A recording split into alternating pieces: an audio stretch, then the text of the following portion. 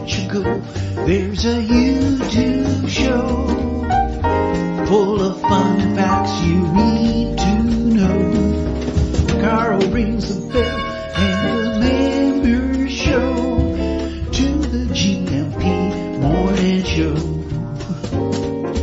Featured guests will come and they will blow your mind. The audience will do so in kind. The little vanity mixed with some insanity on the morning show with GMP.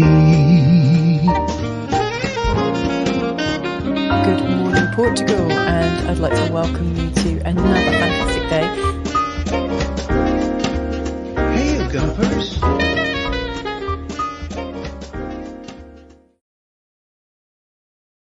Hola, bon dia, alegria. Munson here with the Good Morning Portugal show, a live stream and the podcast. How are you this morning? Tudo bem? Como estás? Let us know in the chat if you will, please.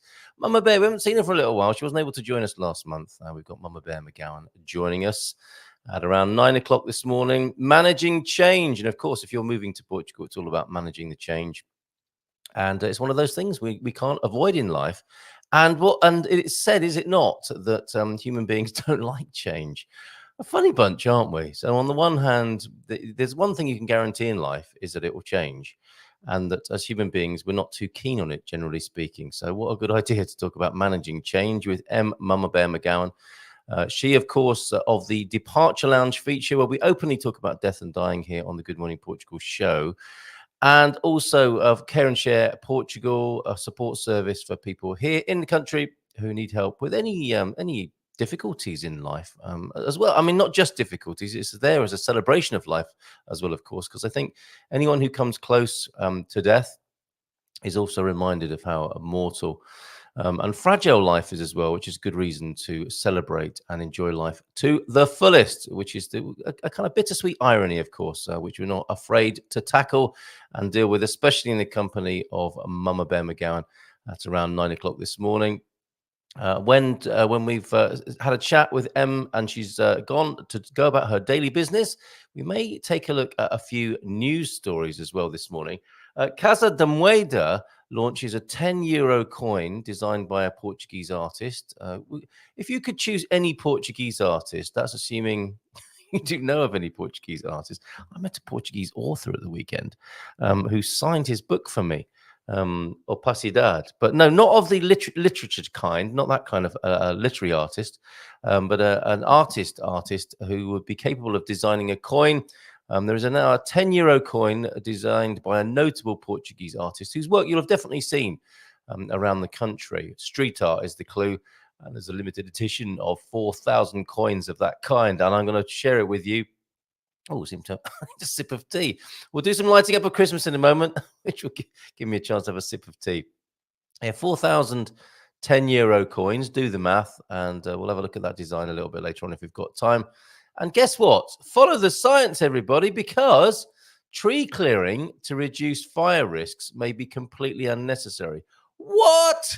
Research project finds no scientific evidence in favor. A research project even in Coimbra has concluded that there is no significant difference in fire behavior between managed and unmanaged areas next to infrastructure. After all the trouble people have gone to and the fines people faced if they didn't do it, that comes out. And we also have some great news headlines as well from Jorge Branco, who started his newsletter up during the pandemic and continues to write and has got a few great tip-offs for us this morning. Marcelo, of course, puts government into caretaker mode, and Commission recommends new Lisbon airport in Alcochete, which we talked about a little while ago. Whenever anyone says Alcochete, what did you just say? Alcochete? Oh, Alcochete. So there's those two articles to take a possible look at. Interestingly as well, whilst we were talking about the environment, is fire management and tree clearing the environment? I guess it is. Food waste disposal program also coming to all of Lisbon. And the waste will be turned into compost for agriculture and gardening, as well as energy production. That's an interesting news item that we could take a look at. And maybe, of course, as well, in some of his in brief headlines. And I'll give you the link so you can buy him a Tosh de Mista as well, because he's a good lad, is Jorge Branco. And I think the newsletter is still called Oh no, it's called Portuguese News in English for Estrangeiros. It used to have a pandemic connection. I think he must have changed that now. So Portuguese News in English with Jorge Branco.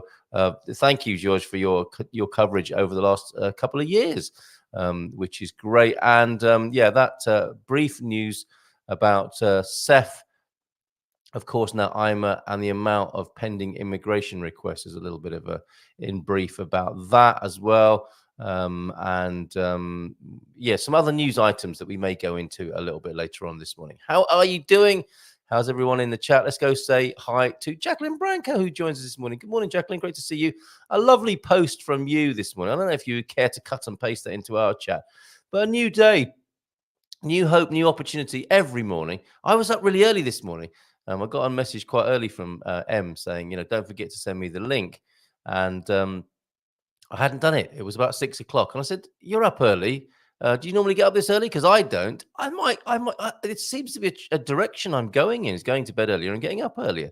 And I'm not unhappy about it. I've been up for at least, 2.5 hours already this morning. Gone are those days when I used to rock up here about 5 or 10 minutes before the show started. Yes, used to do that. Was it obvious? Probably was, wasn't it? Good morning from Gairish, then from Jacqueline Branco. Deagle's in, Baddy's in, James and Coach Turner. Of course, T-Duck on tour at the moment. And others taking the opportunity to squeeze in some deep thoughts, some dad jokes, and so I've got a visual dad joke that I think you might appreciate. You sent it to me. Of course you appreciate it. You sent it to me, James. I thought I downloaded another one. Yes, deep thoughts this week. Then it would appear, courtesy of John Heimbach. So thank you for sending all of those to me yesterday. I appreciate those and your jokes as well that you've been sending. Great stuff, John. Thank you very much. Here's an example. We did the cheetah one yesterday, didn't we? And Slinkies, we did that one as well, which was funny. And the Angry Bull and the Bees. And also I hope that someday we'll be able to put away our fears and prejudices and just laugh at people. If a kid asks where rain comes from, here's one for you. If a kid asks where rain comes from, I think a cute thing to say is God is crying. And if he asks why God is crying, another cute thing to tell him is probably because of something you did. Oh, no, don't ever say that to a child. Naughty. Picking up and running with the lies we tell our kids theme, I think then. Admirably done, John. As you are, Donort. Thank you very much for those. Bon dia, Alegria, from Baddy in Iceland. Good morning to you. And in Belfast this morning, bon dia, Slug from Deagle. Like Scooby-Doo, weather dark and, like a Scooby-Doo mystery, I guess. Dark and misty in Belfast. And no janitor's hood to pull from the head of the top suspect in a Scooby-Doo mystery. What you see is what you get in Belfast this morning, I think. With how many degrees was it this morning, Deagle? Bon dia, Carl and GuMPers from a mild but very foggy, misty 8 degrees at Belfast this time. 2 weeks, it will all be over. Some will be happy. But I love the build-up to Christmas. Gives you a lift, the buzz and the lights. Thank you. Yeah, but some of that for you to come then from Wales this morning. Dougie sent his submission in, so we'll have a look at that in just a moment after we've said hello to everybody. Make sure we've said hello. Coach Turner was in soon after 8 with Bon dia, meus amigos, como estás? A question to ponder. Is a problem shared, problem doubled? We'll ask Mama Bear that. And just let me turn off the ticker tape. Just a reminder there. If you're a GMP VIP, if you're a subscriber supporter of the show, you get a 30-minute call if you want it with me. If you want to celebrate any milestones, troubleshoot any challenges, or just have a catch up and a chat. Remember, if you're a GMP VIP, you can have a 30-minute chat with me each month. Sign up for that on the homepage or just go directly to gmpvip.com to take advantage of that. And I'm thinking of doing making a few one-to-ones available in the over the Christmas period. If anyone needs to talk about their plans for coming to Portugal in 2024, I'm going to make some slots available to do longer one-to-ones as well, should you want them. Nubianet is also here. Good morning to you. And Antonio Barbosa, bon dia, feliz terça-feira, Tony Time, hashtag Tony Time, and the man in the Mino. And I made a list of all of Tony's wonderful submissions to gmpvip.com yesterday in our news section. Prolific, Tony. Incredible work. So thank you very much. Keep it up. Really helpful, ranging from recipes and wine recommendations to the heavy hitting stuff of moving to Portugal, legislation and changes and so on, politics. He covers it all. Guides to, how to buy, where to buy, property tips, all of that sort of thing. Antonio Barbosa is your man. Tony time.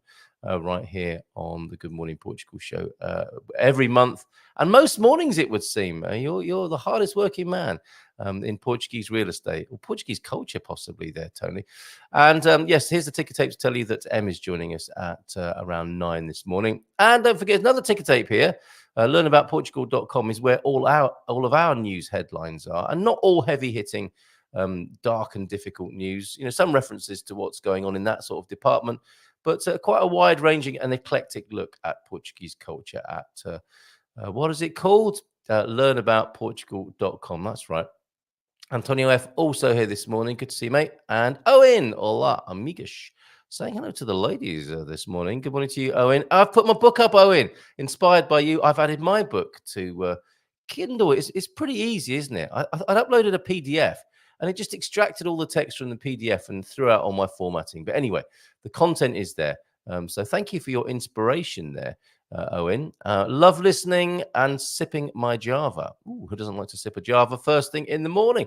And a dad joke warning. Buddy, how do you organize a space party? You plan it. Buddy, excellent. Oh, more from you. I told my wife she should embrace her mistakes. She gave me a hug. I think we've had that one before, but that's the thing about dad jokes, isn't it? Is that it's nice to groan several times with dad jokes and more. My goodness, buddy, thank you very much. And man of the moment as well, another man of the moment here. Happy birthday to you, parabéns a você, to you, Rugby Colin Ross Jones, everybody. It's his birthday today, so will you join me in wishing Rugby Colin? Oh, Colin, I'll make Colin, and we are co-pilots to each other in the nascent car test driving videos that will be made as soon as a Portuguese car manufacturer, distributor, dealer lends us a car. We got quite a long way, didn't we, with Toyota? But they've yet to cough up some wheels for us to test drive. But that is, that's going to be fun. Me and Colin driving cars around the beautiful countryside of Portugal, maybe cityscapes as well, and having some fun doing that. So I hope you have a great day, Colin. I'm working. Yes, I do hope to see you at the weekend. There are spanners in the works. It's such a tricky time to organise things at this time of year. But you know that because you have your birthday. It's about this time every year, isn't it? So I'll be back in touch with you. We're hoping to see you on Saturday evening. Hola, bon dia. Wishing you all a peace-filled day, which reminds me, Colleen, you sent me a beautiful photograph yesterday as well, which I want to bring onto the screen as well. Oh, lots of lovely correspondence coming in on 913-590-303, including your lovely, I think that's called a sundog, isn't it? When the sun has an aura, a halo around it. Morning, Anna. That's the worst I've ever heard. Oh, she's talking about British Dave in Portugal as well. Siobhan, yep, see you later. Tony, thank you very much. Oh, brilliant. Okay, so feel free to advertise that in the chat there, Tony. So there's a live event on buying property in Portugal tomorrow, 5 in the evening. Absolutely, Tony. Just share those details with us, if you will. And lots of love to you, the Ducks, on tour as well at the moment. Thank you for all your messages this morning. 913-590-303. Paddy, I want to say thank you to Suze. And I think you may have something to do with this as well, right? This is the Carpaloiotelo. I hope I've got that right. Maybe these are Finnish cranberries. But thank you so much, Suze, for sending that. I'll thank you again when I see you on the screen. But that arrived beautifully packaged as well. Sarah's here. Oh, my goodness, Sarah. May I speak of yesterday's fine festivities publicly, if you don't mind?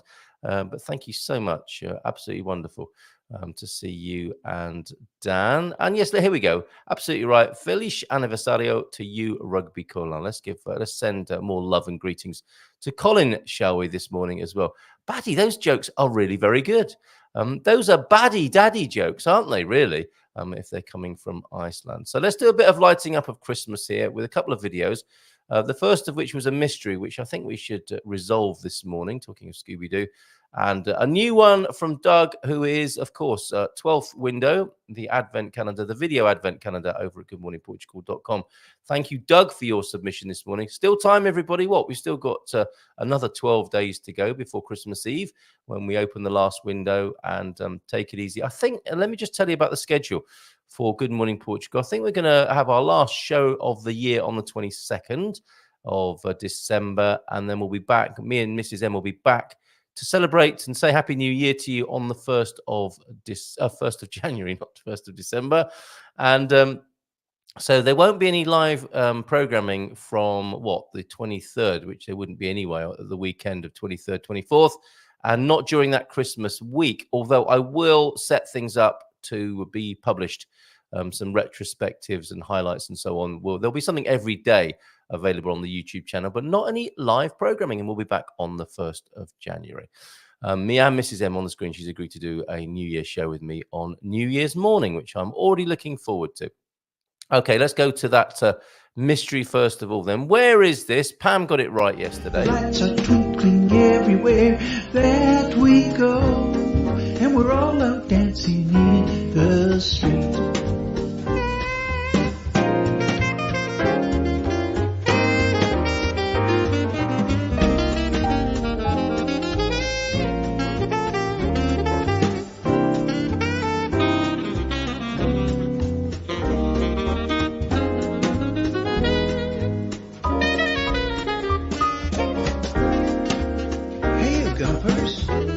Merry Christmas! Merry Christmas, all you GuMPers.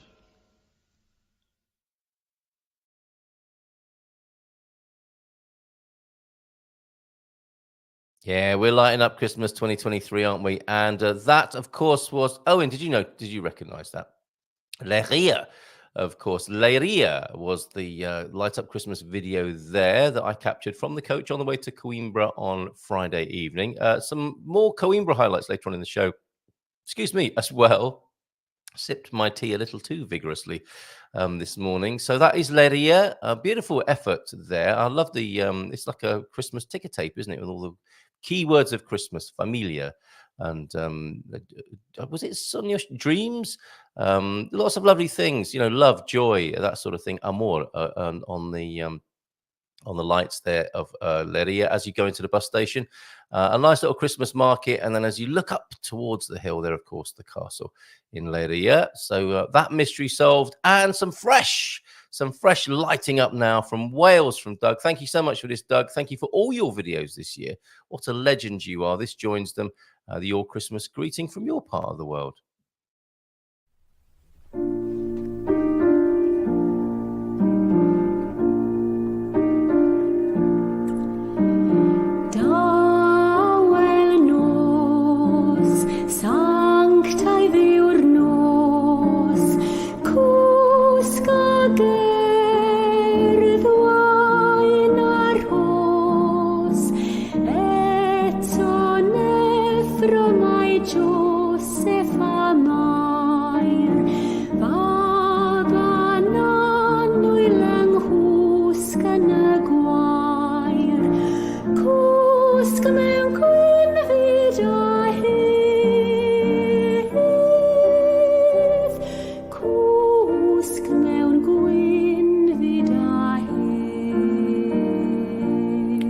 Nadolig Llawen, a very Merry Christmas to you all.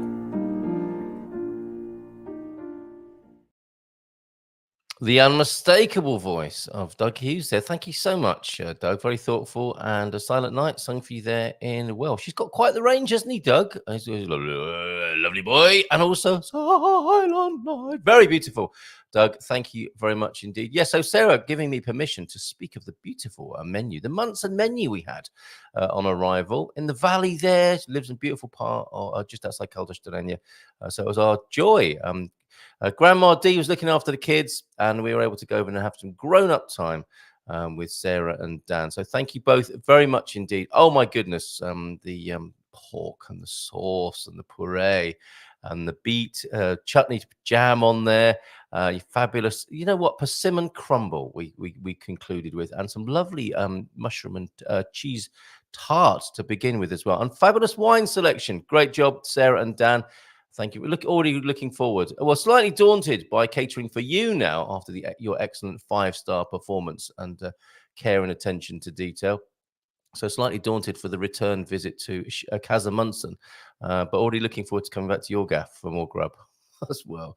A Christmas greeting. Yeah, thanks, Sarah and Dan. Oh, how do I say this? Is that I think that's an Icelandic. Happy Christmas there, isn't it? Thank you very much. And they're not so deep thoughts, of course, from Joao de Nort, the NSDTs. And I think in one of my past lives, here's one, I must have been a mighty king because I really like people to do whatever I say. Truth's coming out now, John. Nubian Net, happy birthday to you, Colin. Rugby Colin, my fellow Sag. A lot of Sages in this community, I think. My birthday was on Sunday, so a belated birthday best to you as well, of course, Nubian Net. Thank you for being with us this morning at 2 in the morning or whatever it is. Asa's here as well. Asa Gould, good morning to you. How are you going? Asa, good to see you here as well. Thanks for joining us. And let's go to the God Squad tip of the day then. And we'll squeeze in a few more dad jokes and whatever else we can before Em joins us for the departure lounge. If you do want to address anything within that part of life that is death and dying, of course, Em will help out with that, representing as she does Care and Share Portugal. I have a connection with that as well. We're always happy to help. If you're struggling at all with life in Portugal, we're here to help you.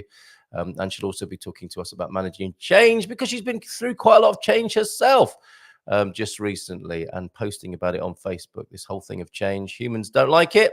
And it's inevitable for us anyway. Isn't that weird? Dad joke warning. You'd think we'd be used to it by now. Swarms of flying insects threaten town. Police deploy the SWAT team. Dear, oh dear. And while we're about it then, your visual dad joke, a friend of Slug, James. My friend keeps saying, cheer up, man. It could be worse. You could be stuck underground in a hole full of water. Your comment there beautifully covering up the punchline here, James, which is, of course, I know he means well. Anyone had enough yet? Mindful moment then, in the absence of the tea duck. Mindful moment. Thank you for this, James. Opinion is really the lowest form of human knowledge. It requires no accountability, no understanding. The highest form of knowledge is empathy, for it requires us to suspend our egos and live in another's world. That's Bill Bullard, who I'm not familiar with, but an excellent mindful moment there. Thank you very much indeed. It's like the start of the show, isn't it, when I press that now? God Squad tip of the day then from Coach Turner. If you've mastered yesterday's exercise, and that was sitting on a dining type chair and getting up and down 3 sets of 10 to give your thighs and knees some exercise and your legs basically. I want to do a video of that one, and I want to get that embedded in a routine for myself. So thank you for that yesterday, Ian. And he'll be with us on Friday, I hope, as well. This Friday we've got Sarah Davey from Spartan FX, Bobby, and Ian as well. Then you should move on to today's. Almost all of us have a dominant side.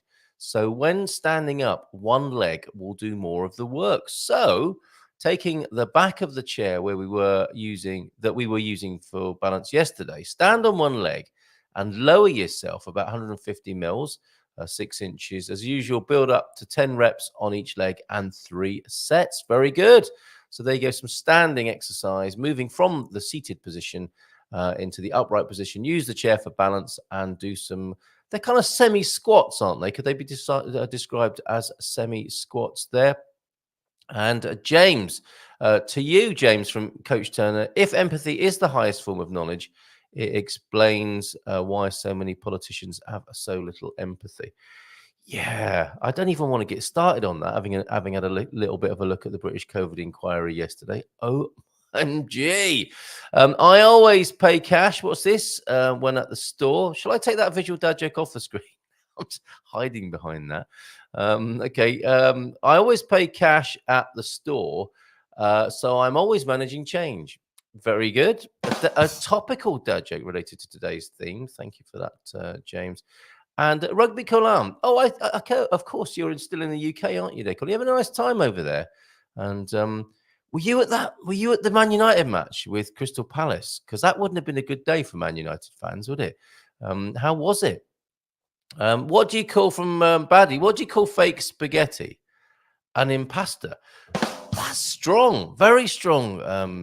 That's incredible. From maybe from Baddy Daddy Jokes, the compendium, the collection that would make a lovely Christmas gift.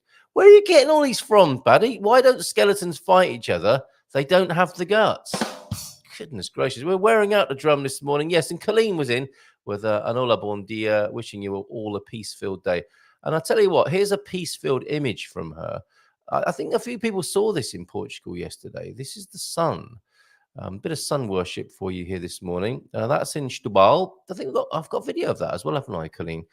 This is the sundog captured there in Stubes. S-Town, as T-Duck calls it, because he's really not sure.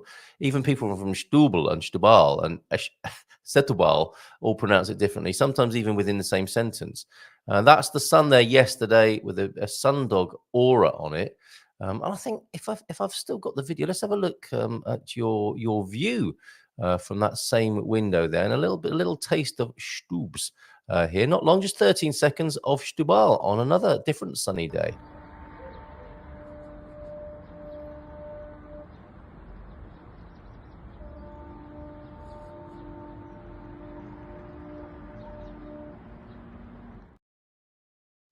That's nice, isn't it? Very nice there. And let's take the sundog off for the time being. But I hope you've, if it's not sunny where you are, you've bathed in that sunshine a little bit there. Last few more comments before we welcome M onto the screen. Mama Bear talking about managing change this morning. I'm sure that quote was translated from German. Kidding, not kidding.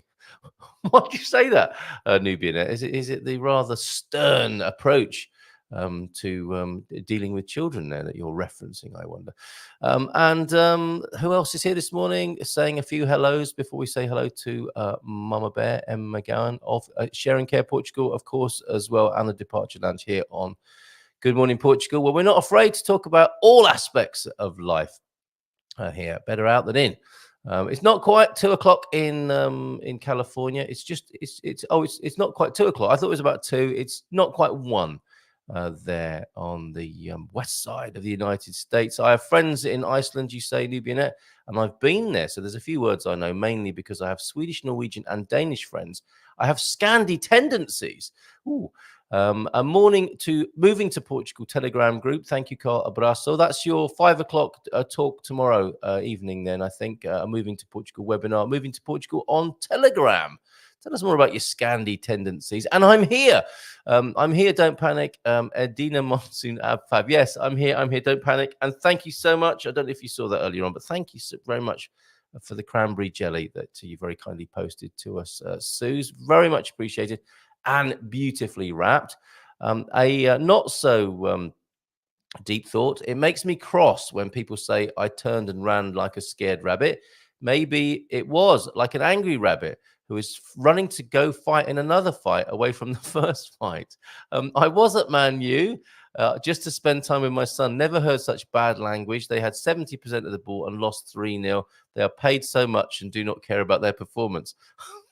Okay, sounds like you didn't enjoy the football too much there, Colin. More of a, you see, he's a rugby guy, isn't he? And the rugby community do look down a little bit on the footballing community. And there's the proof of why, possibly, right there. Oh, I see. Okay, so these are artificial dad jokes, as it were. You're not my dad joke. They're created by robots. Okay. Yes, and a knowing wink there from Baddy. Interesting. I wonder if you can tell the difference, if a seasoned professional can tell the difference between an artificially created dad joke and a real one from an organic father. I think the most finely tuned dad joke ears can do that. Probably T-Duck can tell the difference.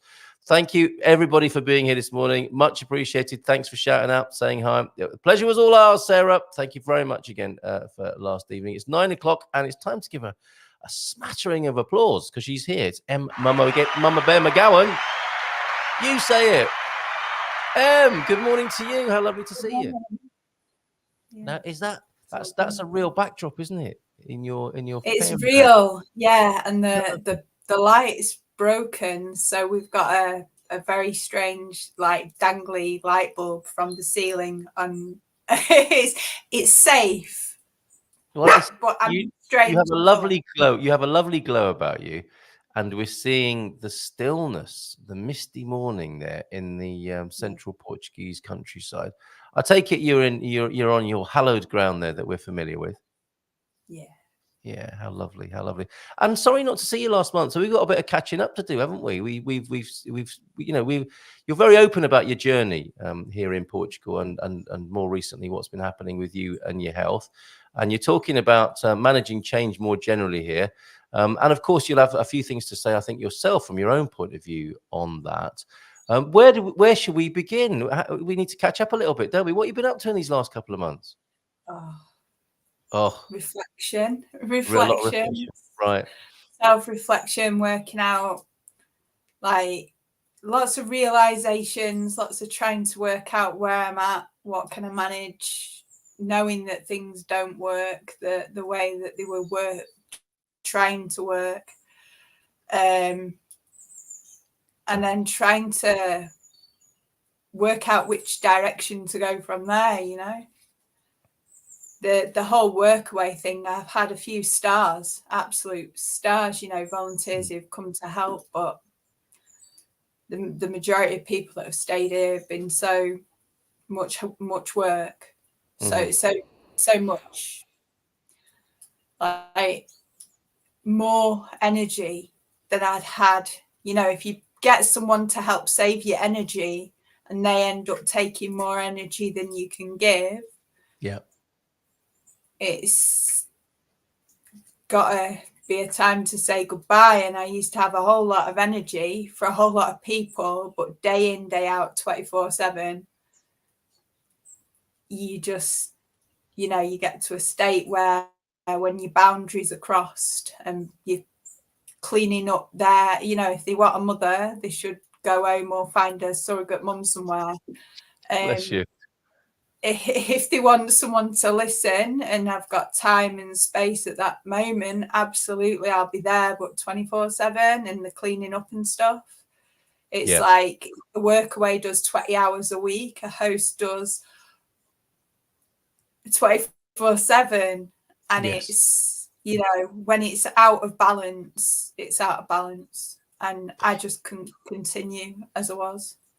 No, fair enough. And can we give people an idea then who may not have met you before, who's seeing you for the first time here? I mean, it's a very brave project that you embarked on, and you had the plot twist, the curveball of some health issues yourself. But you've begun the most incredible project in central Portugal, and it was to some extent reliant, was it not, on workaway or woofing type people who would come and volunteer and help you. So this is very educational for people who are thinking of doing the same thing. You needed quite a few hands on deck. You're talking about kind of off-grid life, aren't you? Agricultural life, growing your own, an idyll or an ideal that people aspire to. And you've actually lived it. So you've got real things to say. And one of them is this feedback about how sometimes volunteers can be you more input than output, if you like, would be one way of putting it. What are you just going to stop doing it? Is it just too difficult now? Not quite. I also want to say that I didn't land here and just start doing this just because people won't know my background. Yeah, I've been volunteering as a volunteer and a workaway since 2014. I've been hosting since 2018, and that's quite a considerable amount of years. So I can, as a host and as a volunteer, and as a scout leader, you know, I'm an ex-scout leader. I was a scout leader for years, Cubs and then Scouts and stuff. I've got an idea about being with people and doing things and getting people involved and enjoying life and being outdoors. And I came here to finally get my own place because I was putting my energy into other people's places. And then I was doing it with my ex-partner. We had a permaculture project in Viseu. And I eventually got the chance to have my own land and do this here.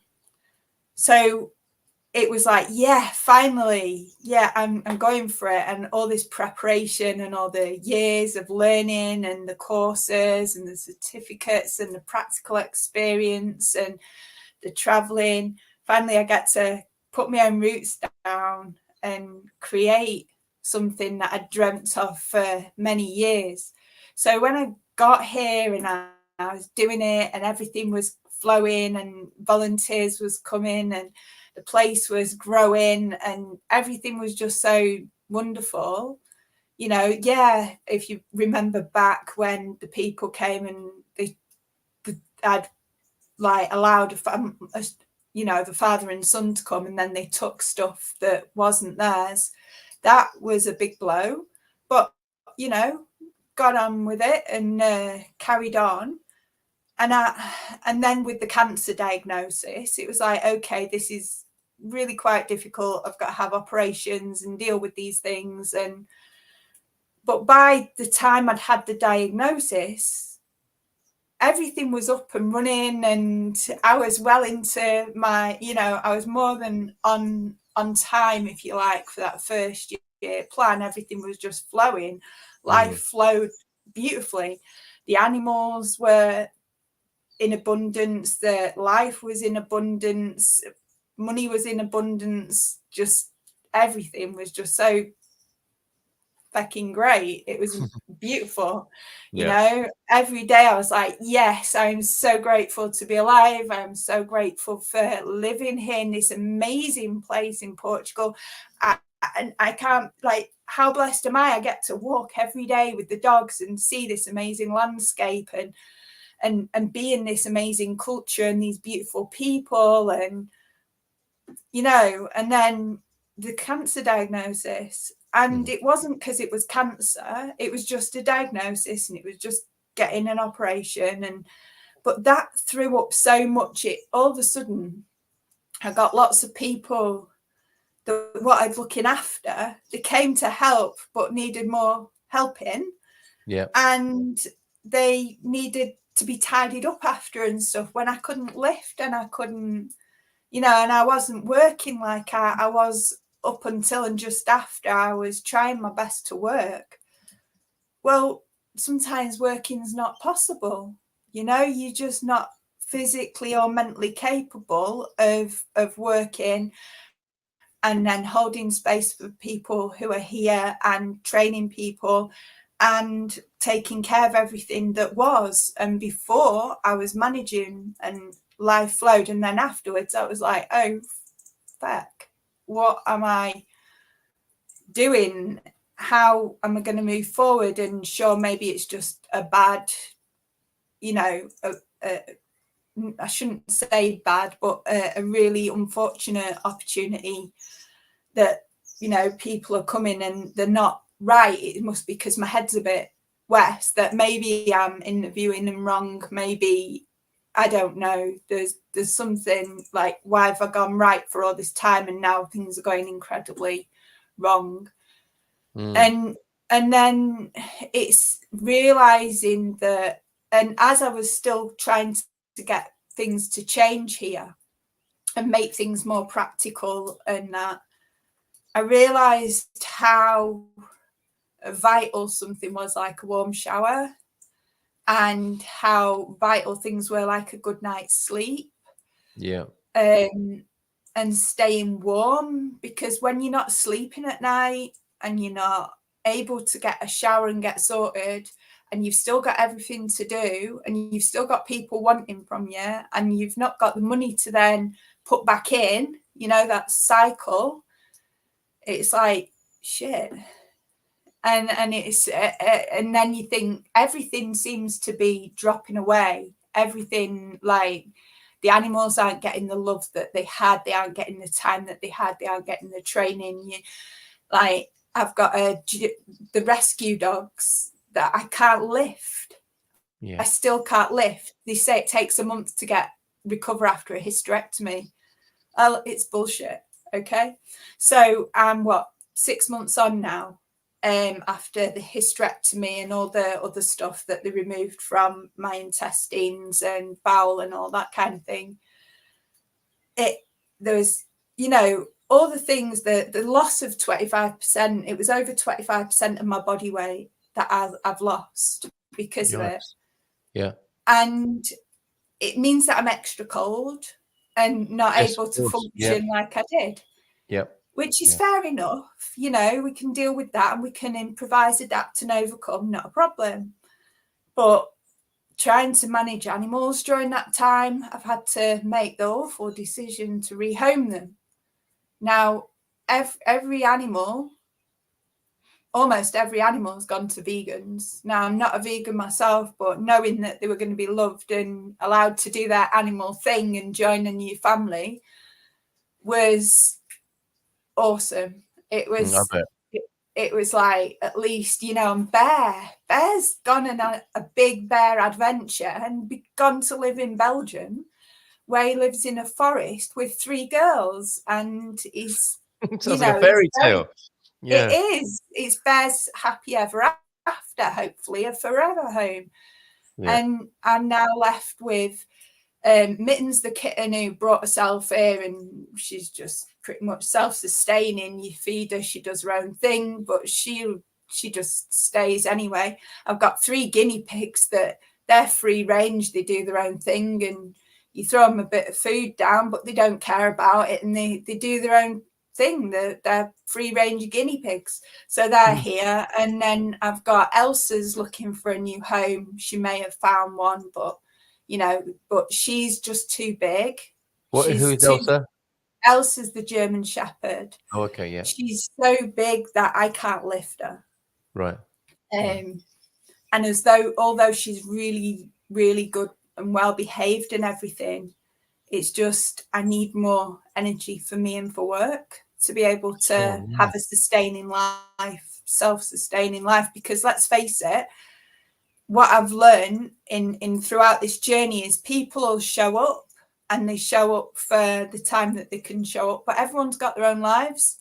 And this idea of having a community where people will come and stay, it's not so easy, you know, because we've got to align in certain values, and people that throw rubbish on the floor are not gonna sit well with me.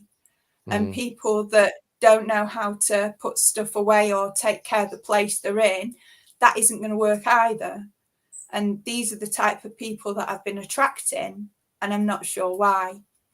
So what a remarkable way of looking at it. And can I just say, I mean, I just totally hear and understand how heartbreaking this must have been as well. This is a change of your dream, basically, isn't it? Yeah. By the sound of it, it's, you know, you're having to evolve your dream, which, you know, when I say it like that, it sounds kind of rational and cool and, you know, scientific, but you're living that, aren't you? And that must be very difficult, I imagine, you know, physically difficult, as you've described, and emotionally difficult to change the relationships that you've so beautifully formed there. And, you know, this is a change of direction. So, you know, I'm sure all the GuMPers here sending love to you. Thank you. For what it's worth, you know, it's easy to send love, isn't it? And just see how hard it might be, but you're the one having to get on with the work and do that and actually see this through. So I can see that must be very demanding, very difficult, and you're still in the middle of that process, really, aren't you? By the sound of it. Yeah, I sit here and I'm still grateful.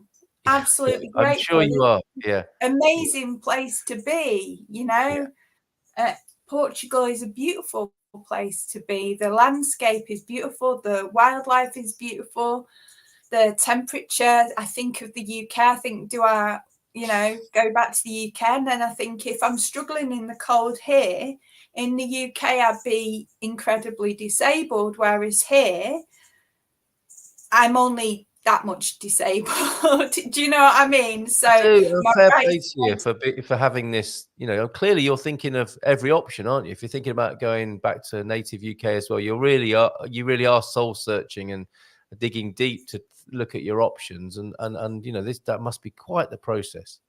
It's the process is looking at my body, and I'm sure everyone can relate. Now, it's even just aging.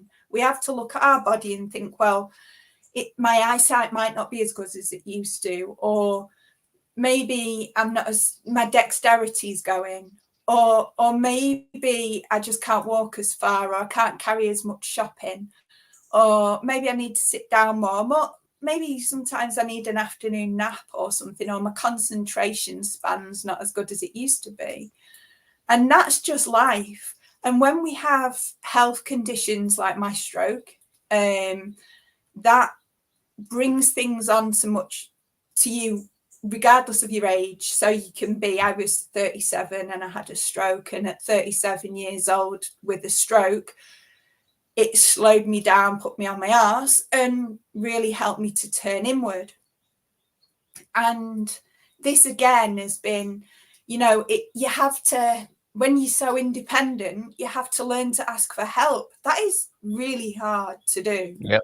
It's so hard to ask, and then know who's safe to ask for help, who's not going to see it as, if I help you, you've got to do something for me. You know, it's finding that listening ear who genuinely wants to hear and not preach, like hear and not preach. Yes. The amount of people, like I said, I tried to just say, look, I'm not so well, I really need to rehome the dogs. And you get the lecture of, well, why did you not think about things when you took them on? Why you can get better. There is all these cures and all these things, and you need to see this medicine woman. And it's like, for fuck's sake, shut up. I'm like, do you not think that I'm like responsible enough myself to contemplate these things before I even took it on in the first place? Yes. You know, I wouldn't have done that if I thought that was going to happen, and I didn't think it was going to happen. But sometimes life happens, and when life happens, some changes occur that we can't help, that we didn't see coming. And when those changes happen, we either fight them and lose more energy doing so, or we find some way of finding our balance and flowing with it. And this is what I'm seeing from you. You know, what you're posting more publicly is this. I mean, this is the big issue, is it, at the moment, of just your reflections and insight into this thing. I mean, it's so. I was saying earlier on, you know, this change happens, doesn't it? It's like of human beings have not got used to that yet. Yeah, it's an ever present. We're really good at suppressing it. It's like, you know, and life is about change. Life, we and yet change. It's still a big shock, isn't every it? day something happens. Every day we might stub our toe and have to change direction. Every day there's new endings, new beginnings. This happens. Nothing in life is permanent. Nothing. Everything comes and goes. And as things come and go in life, it's finding an acceptance of that, trying not to hold on. And it's really, really hard, because there are things that we love with all our heart, and those two are not permanent either. And it's enjoying it while we're blessed enough for it to be in our lives. And then when it's gone. Oh, yes. Amen to that. Absolutely. And we, you know, we live like everything's going to stay the same, don't we? And we know in our hearts it's not, and still we're not, we don't live like things are changing and they just keep changing. Yeah. I mean, I was a bodyguard. I worked 108 hours a week. I had cars, I had motorbikes, I had people. I was with very, very famous people, and movie sets and concerts and houses and palaces and things like that. I did it. I was all over the place. And I was looking after people.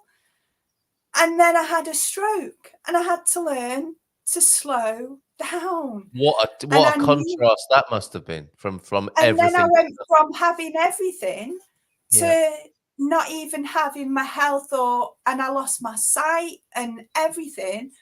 And it really put me on pause. And it things like that, huge changes can send a person suicidal, and it did. And that's, you know, because we don't know, we get comfort comfortable in our comfort zone and we forget, you know, we get so carried away with our comfort zone that we forget, and then something happens. And that's probably why I'm so grateful, because I know what it's like to go from something to nothing. Yes. And then build it back up and then have it again. So this time is almost a bit like, almost a bit like the stroke mindset. It's like, yeah, everything's good. Oh, no, it's not. You know, and that well, you realization. described that. I mean, that's exactly what you were saying earlier on, wasn't it? That, you know, this how things they're shaping up as you would like them to be, and then suddenly everything can change very quickly, and it has done for you.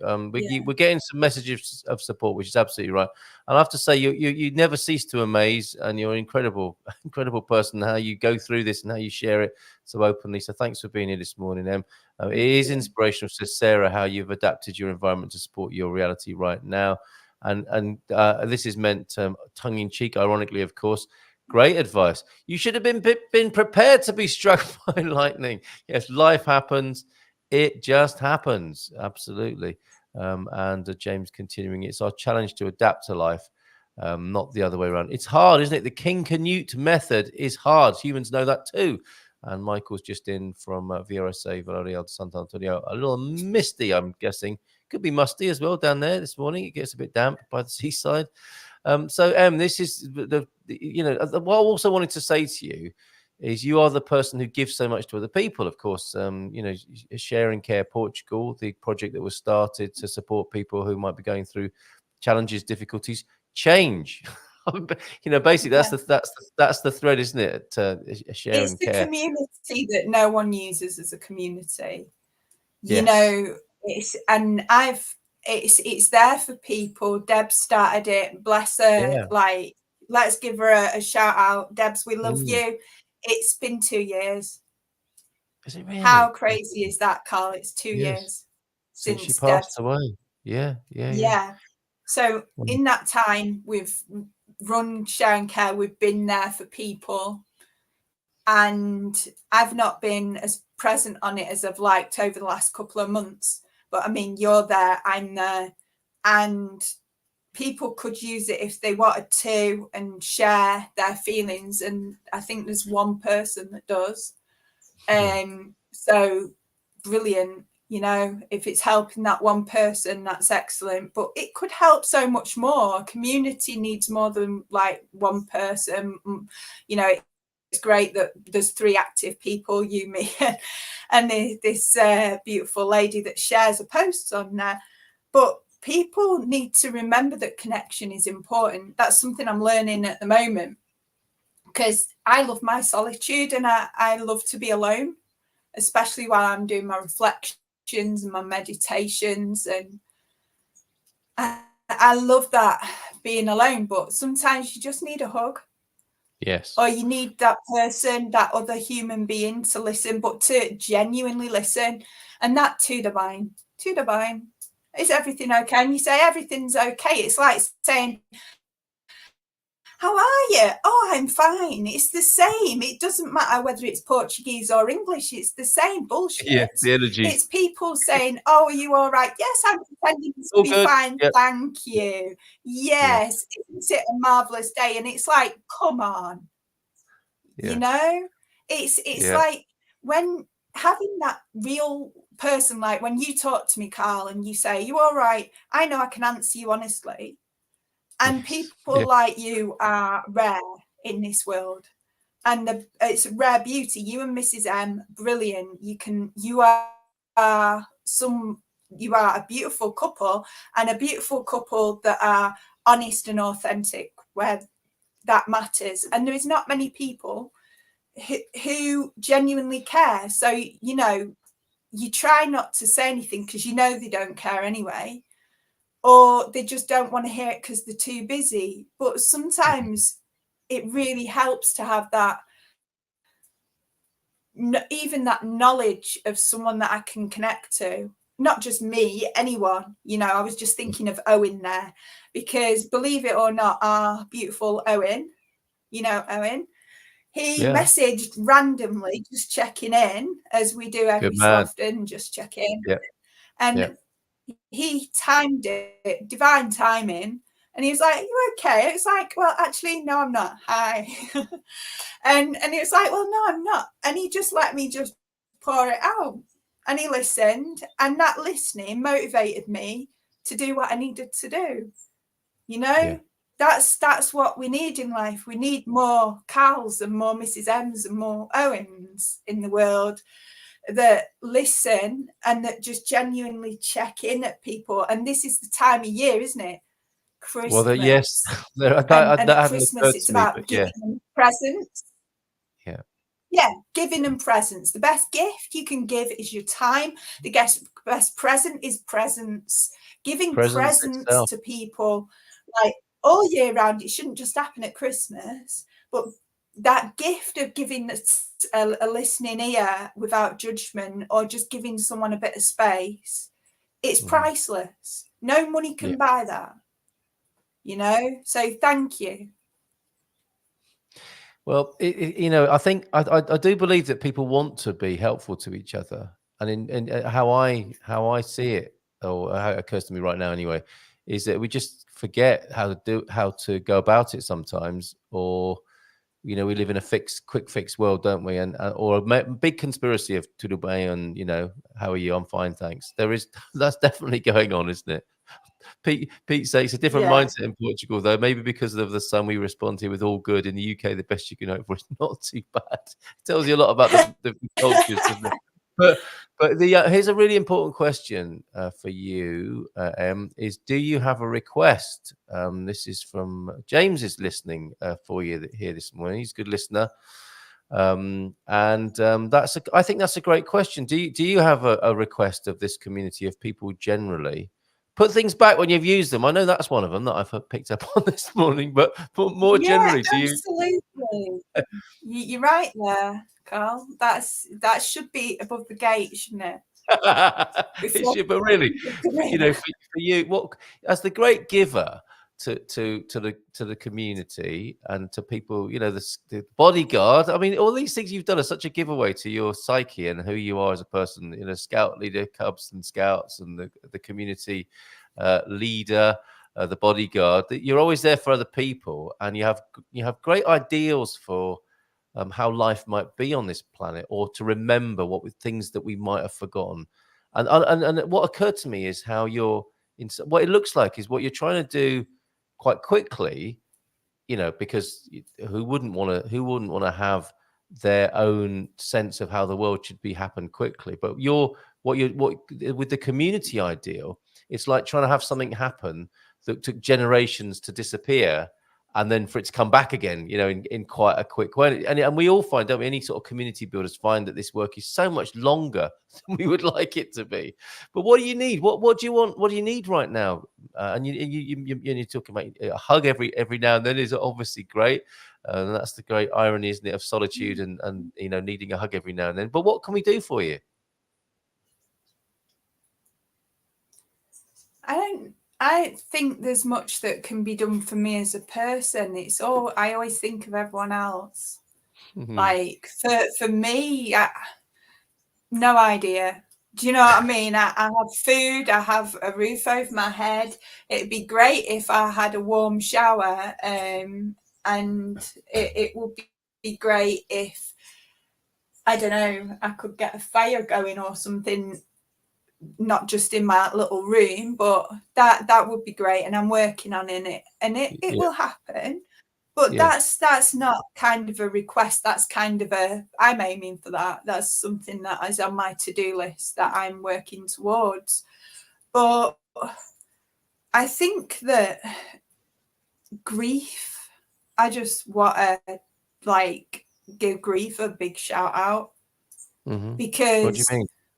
We're all grieving, and every change means that we're grieving, right? So every change that we ever experience requires some form of grief. Yeah, so it's some acceptance of what's gone before, some acknowledgement of what's gone before, and some acknowledgement that there's a change occurring. Yeah.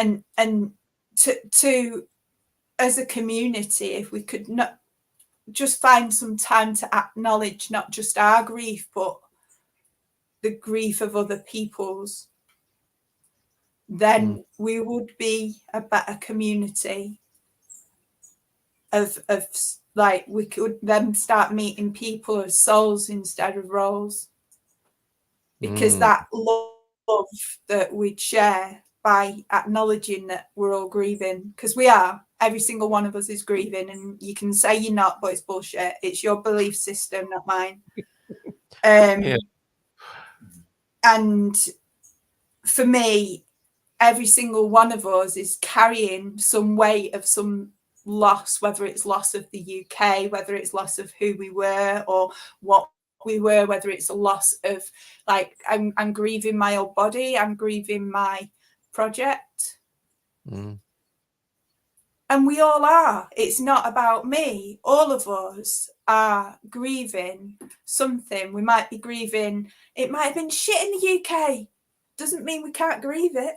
Well, yes. Do you know what I mean? Yeah, absolutely. We grieve things whether they're good, bad, or ugly. Yeah. You It's know? different, isn't it? And The rationalization about things is different to what we're actually feeling about something. Absolutely, for sure. Yeah, allowing ourselves to feel. Yeah. Allow ourselves to feel all of it. The happiness, the sadness, the downright heartbreak, the grief, like everything. It is all grief, you know. And by doing that, we give everything space. And once we've given space and held space for ourselves or for other people to allow those the truth, the authentic and raw feelings, whatever they look like, to come out in a safe, managed way, then there'd be a whole lot more genuine, everything is fine, everything's great, or do you know what I mean? Yeah, I do. Takers have to learn to give, and givers have to learn to take. Acceptance of both. That's an interesting point there, Suze. It's nice to say that they have to learn, but people, like, when we love from our own level of consciousness, we can only give and take from that level of awareness. And I've been studying the wheel of consent for like 5 or 6 years now. And even 5 or 6 years studying the wheel of consent, when it comes to giving and taking, I'm still just a beginner. And I'm still just learning how to begin to receive and how to begin to give in a healthy, fair way, you know. Wow. Boundaries are so important. Yes, Pete, we can honestly say we don't grieve anything in the UK except that we should have left earlier. And Pete, it's fine even if you do. You don't have to. That's grief, isn't it? It's grieving that they didn't leave earlier. And maybe they gave themselves a hard time because they should have left early. Maybe they should have given up their work a bit earlier. Maybe they should have changed something because something didn't happen how they think it should have been. But you know what? We can't change how things were, and we can't change what we did. We can only change our now. That's why it's a present moment, because we have that gift of being in the presence and being right here, right now, in this time. And now we can look at mistakes and mistake and restart again. You know, it's a restart. We can rebirth. We've got a new blank canvas. It's today. It's another day. It's a beautiful another day. It's another chance to go again. And you've answered my question. You know, why don't humans like change? Is because it hurts, isn't it? I mean, that's the basic problem with change. But we it hurt hurts ourselves too. Why didn't I do this? Why didn't I do that? And we give ourselves such a hard time. We are so cruel. Like, we are true, isn't it? so That's cruel. right. We What's that wouldn't saying? another person like what we treat ourselves in our heads sometimes, or a lot of the time. If you treated your friends like you treat yourself, you might not have any. Is a phrase I heard, and it's so true, isn't it? We are very often our harshest critics and our least able supporters. We have some Portuguese here. I would be grateful of a translation of this so that we can understand it more fully and deeply. Tivemos uma morte imprevista esta semana em família. familia, I beg your pardon. Por isso ficamos aqui só ouvindo. Be great, because Antonio is appreciating that. If you could translate for us as well, Squire of the Shires. Morning, Squire. Good to have you here. James adding, yes, we all grieve, and you are grieving, and we're holding that space for you now, so you don't need to acknowledge everyone else right now. Absolutely. You're allowed to stand in your own grief. I mean, what a woman you are to come here and do that. And the offer is there, of course, and what a circumstance. It is putting you on the spot a bit, and I don't want to do that in any way. Bon dia, Mama Bear from Doug, who we know and love as well. Your lovely light up Christmas message, Doug, earlier on, which we played, your Christmas message. And even positive change, it says, James, includes a grieving that the way it was not the way we preferred. Yeah, we are complex, aren't we? And that's why we don't like change, for sure. That's so simple, really, isn't it? It hurts. And even though we know it's inevitable, we know it hurts, and we play a game with it, which you have been deep in. It would appear. Any more reflections on this managing change thing that have come to you as you contemplate it in your, like you say, your beautiful home? There, it's not an easy life, but the profundity of that life is so obvious to me whenever I've experienced it out there in central Portugal, as I can see through your window now. What else has been occurring to you in that solitude and beauty that you have there?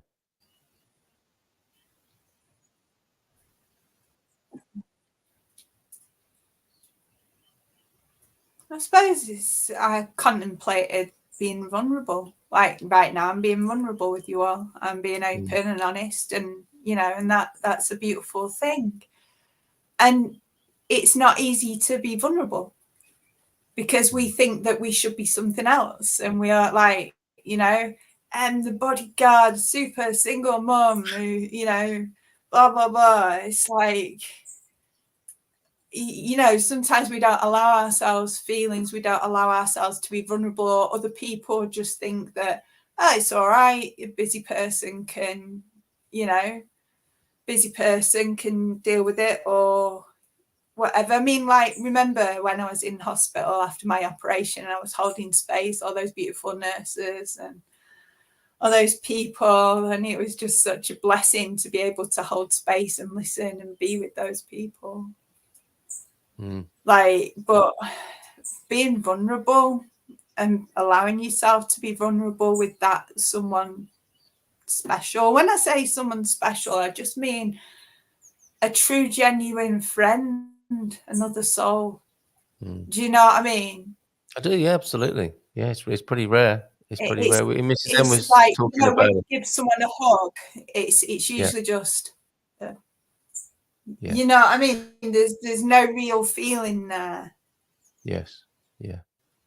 Yeah, and go on. Go on. Mrs. M was talking to a friend of ours, Benjamin, on her Barefoot Broadcast show, and he talked about a moment where it was really random. It's definitely about the quality of connection and listening, isn't it? And it's about timing as well. I think I don't know if you would agree with this, but there does seem to be a matter of timing with this. And he had a chance meeting with someone who asked him how he was. And that was all it took for, I think, an hour or two of unguarded honesty and vulnerability, where normally, most of us, and it is not to criticize anyone. We understand how modern life is, don't we, and where we've got to. And in this particular moment, it wasn't like tudo bem, and I'm smiling away, or are you all right? Yeah, I'm fine. Not too bad, thank you. Bye. It was actually, no, I am not very well or happy at the moment. Sit down for a minute, and Kleenex, and the tears flowed. And every time he thought he was, and he won't mind me saying this because he said it publicly the other day, and I've had situations like this myself. Every time he thought he was just about ready to blow his nose and go about his business, another level came out, which tells you two things. It absolutely supports what you're saying, doesn't it? The quality of connection with people and having people in your life who can do that. But it also says to me, but there's also the other part of it is what that must have been there, mustn't it? It's not like that came from nowhere. That was there, that he was carrying around, and what it took was that particular set of circumstances for that to be unburdened and present. And he felt $1 million as a result soon after. Yeah, I'd like to share something, a memory, if you like.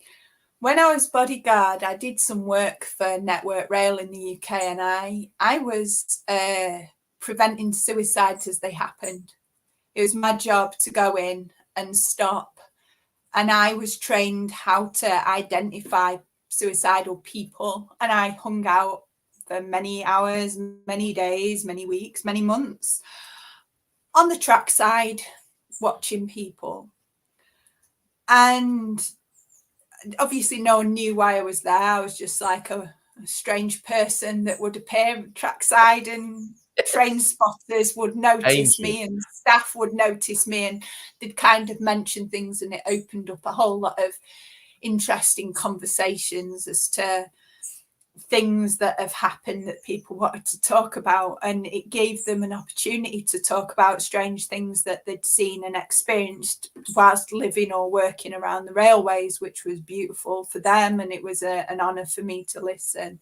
Yeah. And I tell you, as you see a person who is just considering, well, they've done the considering, they've decided to take their life. And as you see that person, and you can see them, and it stands out to you a mile, because you know, you've been there yourself, you've seen it, and you've done the training, which amplifies it even more. And you're there and you're watching, and you see this person, this other soul, just so lost, so confused, so much hurt, and you see them, and they're getting ready to jump, and they're approaching the edge of the track, and you know, and as you see them do it, and you're watching the whole body and the whole face, and you go to break it off, and you go to step in front of them, which I've done, between them and the tray I've done, and or you go to side, and you go to just get a hold, and you just touch them, and you just say, "Whoa, are you all right?" At that moment, they know that you see them and they see you, and that's when the floodgates open, and that's when the conversations start. And at that point, like you say, you've got that waterfall of emotions and those levels of opening up, and everything's spewing out like some great volcano that had just been waiting for some space and some time. And you sit there with them, and you maybe hold the hand, or you just sit there. It's individual circumstances, you know, and you're just being present with that person, listening. And by the end of it, sometimes it took hours and it was always a blessing, you know, to sit and listen. Yes. And as they left with that smile and some kind of intention for some form of positive change, you knew that it was meant to be, and that person was going to be all right. Yeah. And it was an amazing blessing to work on railways and to meet so many people and to just be present so that they could change their life. And by that is how powerful, like, I wasn't trained as a psychiatrist back there, you know, a psychotherapist back then. I didn't have any of that training. I was trained in body language. I was trained in like all the stuff that you're trained in as a close protection operative. You know, you can do all your basic Krav Maga, and you can defend yourself, and you can do all the first aid stuff that's necessary, and you can do all this posh driving and all that stuff. But it never trains you about what's going on inside the head of a person. And when I went on to do all those different trainings that I've done in grief and trauma, it really took me further and deeper in. And I realised the importance of meeting as souls instead of roles, and the importance of actually having that personal thing where you can just meet someone as they are and see them instead of whatever that stereotype would have told you. But see them as they are. You know, if you get a chance and you're out and you see a homeless person or someone, even if they're pretending to be homeless, offer to buy them a drink. Say, can I sit with you for a while? You know, the amount of times I've just sat down on the pavement with someone and just been present and then gone about my day, or took them into a cafe and sat down and bought them breakfast and stuff just because I could, and because I really like annoying the cafe owners who wouldn't let them in otherwise. And we can sit there and we can enjoy treating someone like another human being instead of like the piece of shit that people think that they are. It's so important that we meet people and see people as other human beings. Yeah. Do you know what I mean? Yeah. Well, that's the so big important. thing. That's about a massive. Well, yeah. I mean, this is what you do for us. You know, you come and you share, and it's beyond the normal. It's you know, it's like it's beyond. How are you? I'm fine, thank you. That's you take us out of that, off that train. You derail us from that every time you're here, and I'm very glad of it. I'm very glad of it, and you know that your outstanding comment.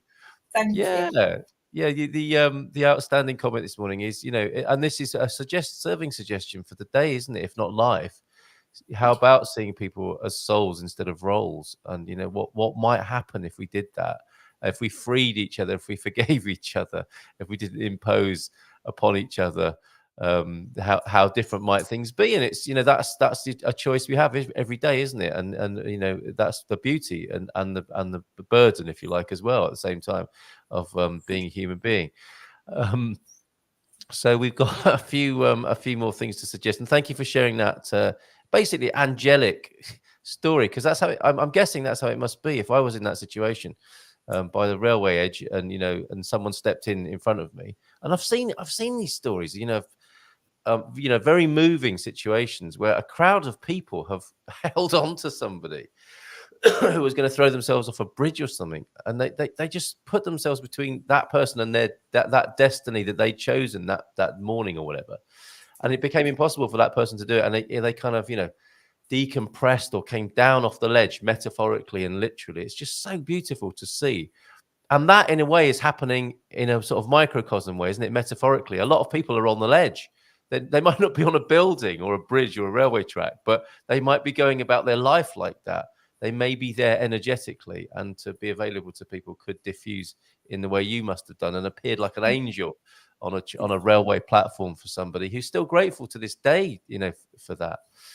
Possibly as well. A few more comments. I've lost 3 long-time friends in recent months, and another is having a difficult recovery from a kidney transplant.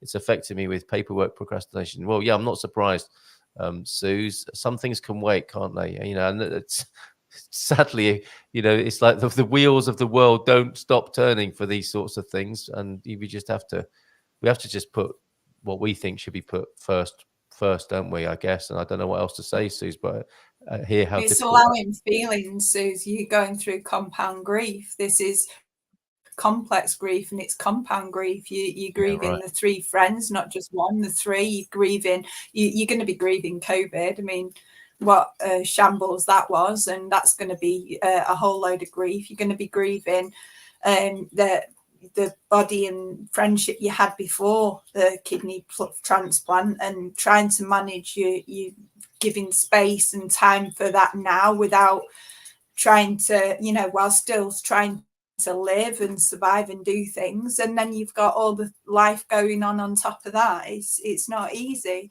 And in times like this, you really got to allow yourself space, and you've got to allow some time for you, and remember your self-care. Self-care is so important. You know, when us helpers are helping people, we have to remember to give ourselves time to eat, to sleep, to not so much drink alcohol, but keep up our fluids, our water content. Make sure we make some time for maybe a cheeky piece of chocolate or an ice cream or the most delicious fruit ever in the world, you know, and be kind to yourself. Keep loving yourself through it. And if you need to, make sure you reach out and get a bit of extra help and support. We're here, you know. You can reach out to us and just like have that extra ear to hear you, to help you carry that weight, because it's a lot of weight. You know, no one should be carrying no weight alone. Yeah, right. Especially when there's things out here in communities like Share and Care. That's why we're here. This is why we do this. We want to help you carry that weight. Yeah, so there's the link for Share and Care. I thought we might be done talking by about 9:30 this morning. I'm so glad we haven't. I'm so glad we've talked about what we have, and we've got a few minutes left to to share a few more comments and make the invitation to people to connect. You as well, by the way. We've got James saying, I can't shake the sense that your floodgates want to open. If this is so, do you have someone you can open them with? You don't have to answer that. I think that might be rhetorical for you, Em. I think a number of you're right. You're right. That? Yeah. Okay. Well, then this conversation needn't. It needs to stop as a live stream, but it needn't stop as us connecting. A few of us perhaps after the show. So James is spot on there, and we'll make sure the connection continues, and we don't have a "that's all folks" showbiz moment. Well, thank you for everybody for bearing your hearts, but it's the end of the show now, so put them all back in again. First time listening to Mama Bear, and now I understand she is Mama Bear in capitals there. So for you, for anyone who's struggling, and this is another aspect of what you bring to our community and to a situation like this, is people can sometimes realize they are struggling when they didn't know they were. Because there's that as well, isn't there? Is in this. Well, I'm human, and you're human. You didn't tell me that before. And as humans, we're gonna have feelings and emotions, and that's part of being human. So allowing them and acknowledging them and giving them space is exactly what's necessary for health and well-being.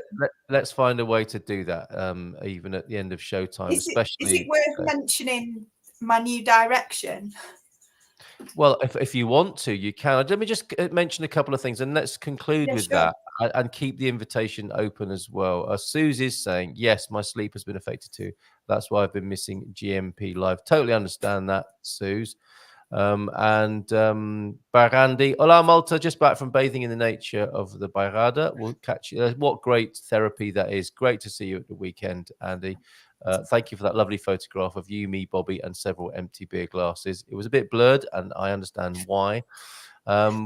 We've got railway SSP are really awful for those involved. Well, yes, I used to get train drivers in to talk to the kids about how awful it was for them. He was a teacher, in case you're wondering what the context is.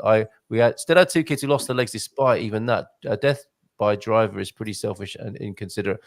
And yes, take your point, Pete. But when people are in these situations, they're not exactly thinking, "Are they?" I wonder how selfish and inconsiderate this might be to everybody else. People don't. When life happens, and then you get into such a state where you want to talk. No one's listening. And it doesn't matter what you do and what solution you come up with, you can't find a solution, and you feel worthless and stuck and lost and hopeless. And when you're feeling so useless and so lost and so hopeless that you don't see a way out, you've tried and you've tried and you've tried and you've tried and you've tried and you've got nowhere. And you've hit a brick wall, and you think that as much as you'd really like to live, that there is no hope for you, and you have no other option than to end it, because your pain and your suffering has gone on for too long, and you see yourself as a burden, at which point you try to take your life. And it's something that doesn't happen just like that. It happens over a very long period of time. It takes a hell of a lot of planning, and it takes someone's serious when they want to do something. They they've put so much thought. It's not for cowards. Suicide is something that someone has tried and tried and tried and been strong for so long without a solution, or in their mind a solution that they feel there is no other way to stop the pain and suffering other than death. And then they think, what is the quickest, most painless way that I can die? And how can I do it without, and how can I do it sometimes without hurting my loved ones? Or maybe they feel that no one cares about them and no one would notice if they go off. They don't think of the train driver who's going to have their head rolling around their feet in the front of the cab. They don't think of the people that have got to clean up afterwards, who've going to have to seek counselling because of the mess that's made. I've attended people to be present for people after they've tried to commit suicide and failed. I have been there. I have gone to sit with them and be there. And I'm telling you, these people aren't cowards. They're just so lost and so afraid and so lonely, and they just don't know any other way that's possible. Yeah, right. So to be there and give that presence and that love, that is what's important. It's extraordinary. It's absolutely extraordinary. And I would say out to this that, the judgment of selfish and inconsiderate, that's an effect and not a cause, isn't it? They didn't do it to be selfish and inconsiderate. It's an effect of whatever it was that caused them to be in such a state to want to do something. When someone's head is in such a mess that they're having to drink to excess, or they're having to do whatever, they cause something, death. Like there's someone who came to me and they killed their child, and they've had to live with that ever since, and they did time for that. And it was the most freaked out, crazy accident. And now the way they're seen and the way society perceives them and the way they manage in every day, and the nightmares and the CPTSD that they experience because of what they've gone through. And I have nothing but love for this person. And what a horrible thing to have to experience in a lifetime, that their head was so messed up that they ended up killing accidentally their child and then being tortured for the rest of their life for it. It's a hell. That's a living hell, isn't it? From top to bottom. Yeah. I think if people listened and allowed space for grief in the first place. Well, that's what I wanted to add to this. Yeah, I mean that's the thing, isn't it? If we had what you could describe as a slightly more functional society of relating to each other, perhaps we have not a responsibility, a duty of care to our fellow men and women. And perhaps things wouldn't end up so consistently selfish and inconsiderate. Because you could judge quite a lot of society's results. All this suppressing feelings, stiff upper lip. Right. No. We've got to go further up the river, haven't we? I think we can't. If we continue to judge this society based on its results and the effects rather than rather than to understand the causes, I think we'll just keep repeating these same sort of situations. Yeah, we've got to stop this blaming.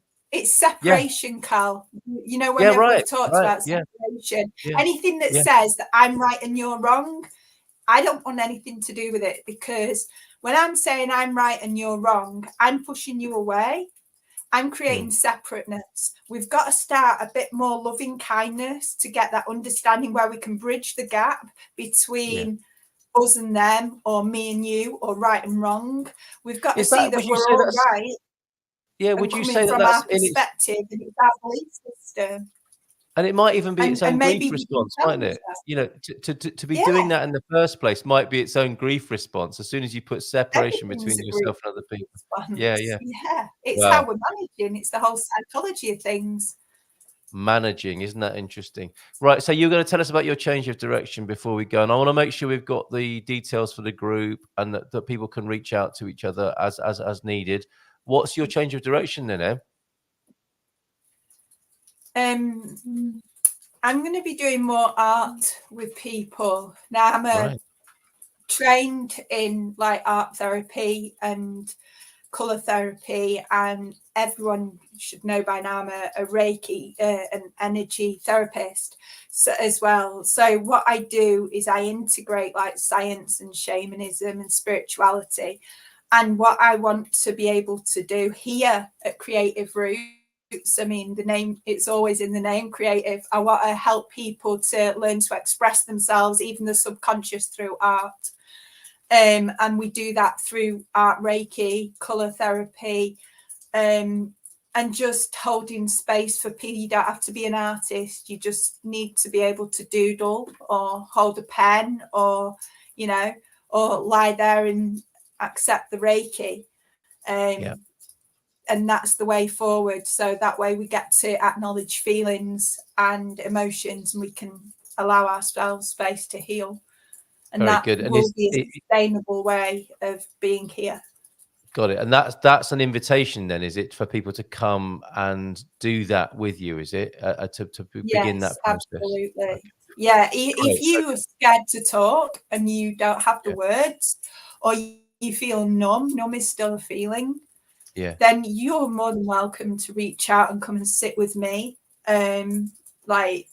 And we will be there together, and you can do your thing and I will help you find the words, or we will just sit there in silence. Beautiful. It's, you know, and everything's an individual service for each individual that you are, you know. I can just feel how therapeutic that is. Yeah. So there you go. Beautiful. There's an invitation, and that will bring some sustainability to the Creative Roots project as well. Well, it is a service. It's a professional service, and it will be a sustainable model for your future there. That's lovely, because my worst dread was the Creative Roots as a project in the countryside. You know, you'd be moving back to the city to make life easier. So I'm glad you're staying on the land. I'm glad you found this model to make it sustainable, and I hope people will come forward and take advantage of that service, and I'm sure they'll find it useful. Any age as well, Carl. Is the thing about art is you don't need to do English to be able to do art. You don't have to speak English. You don't have to be any age at all. If you can mess about with colours, you can be 2 years old, you can be 90 years old. If you can get here, or we can go over the internet and do something, it's going to be fine. You know, there is space and a place for you to express yourselves here.